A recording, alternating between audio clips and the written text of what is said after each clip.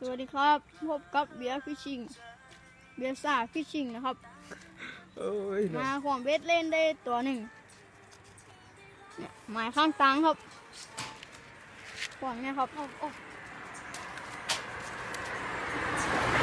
จะมาเล่นบอลแต่เรามาขวางเบ็ดกันนะครับนี่ครับได้ตัวหนึ่งนะครับหมายของเขาหมายข้างตังหมายธรรมชาตินะครับ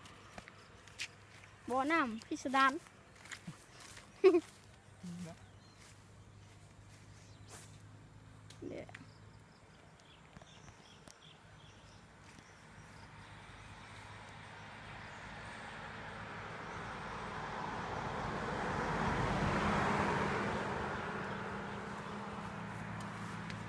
กี้ไม่แหลกกินเลยนะครับ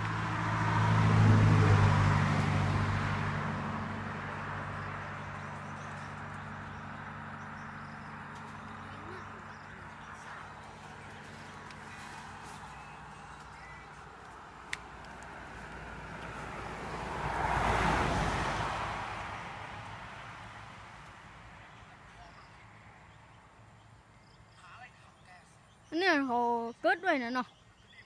เขาแค่ตัวนี้เกิดวัวไว้นะ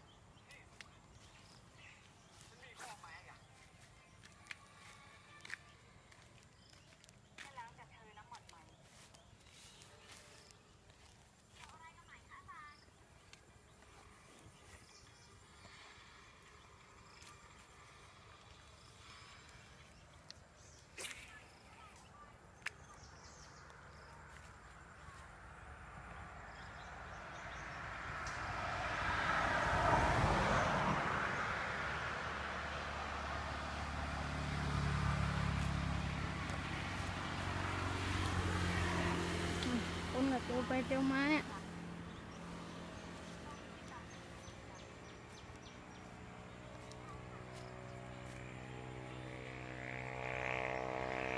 อ๋อรถสี่เหรอ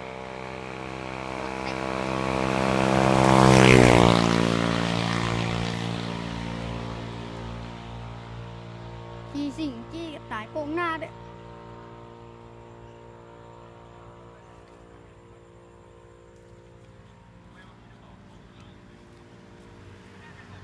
ไม่ตีอะไรไปง่ายหมายครับชอบมันชอบ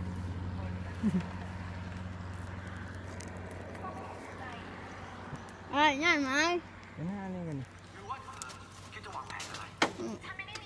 ผลงานของเขาพอเราอยากมาอยู่เล่นไปเล่นบอลสักหน่อยอยากมาตัว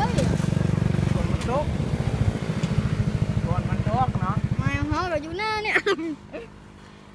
ไปครับได้ไหมอันหนึ่งแล้วโอ้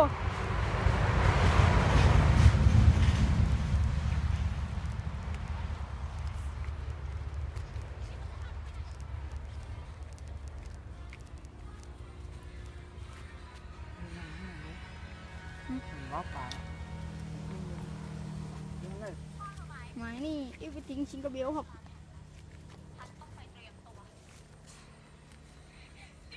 ตัสดัก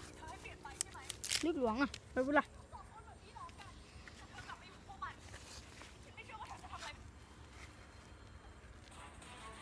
นี่กับหม้อนี่ตัสหมายหม้อนี่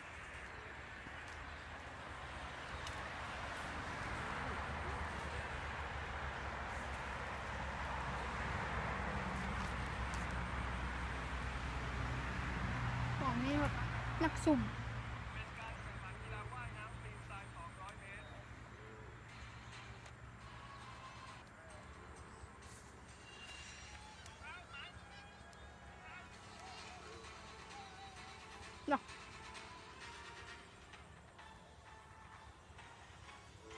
ฝนตกนะเดี๋ยวก็เครียดไปห้องแล้ววะ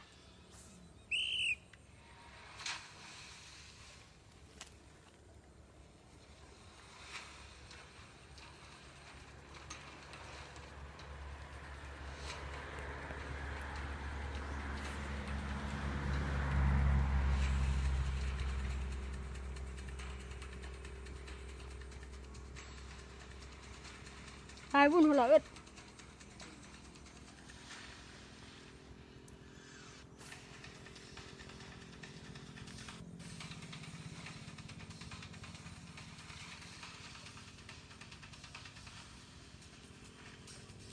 สายผู้แหละ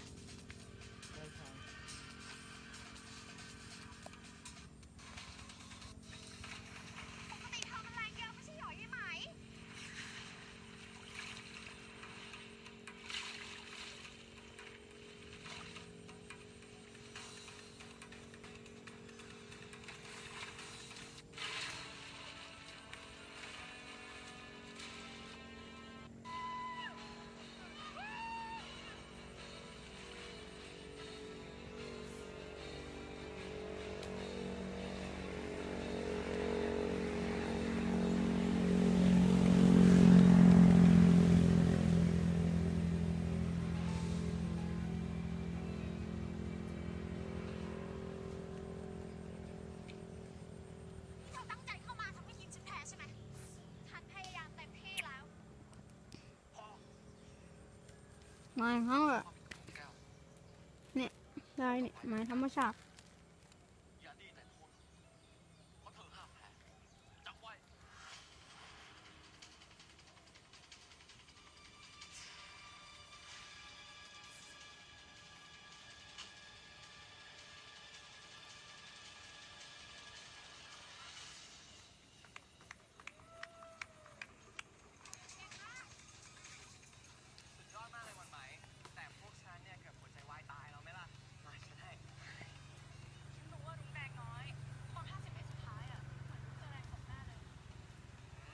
ไล่แต้มนะครับเดี๋ยวขอจบคลิปไปเพียงเท่านี้นะครับพบกันใหม่ EP หน้าครับจะไปควงตีไหนกันรอติดตามชม